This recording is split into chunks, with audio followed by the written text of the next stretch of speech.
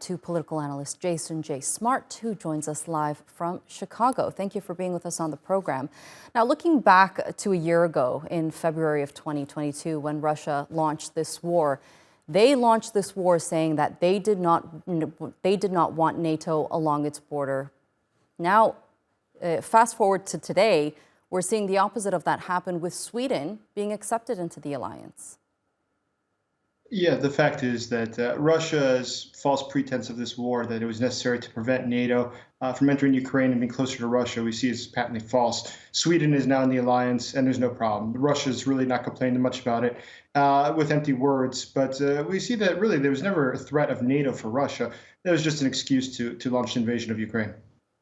Do you think Zelenskyy was content with the outcome of the NATO summit? Do you think that he walked away with the requests that he had made going into the summit?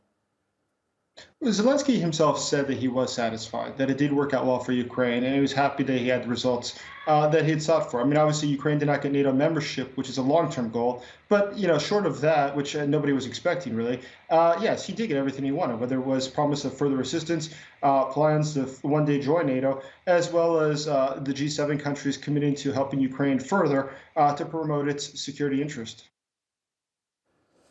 Right, and turning to Lavrov's recent statement where he said any F-16s provided by the West to Ukraine will be treated as a nuclear threat. What do you make of that statement?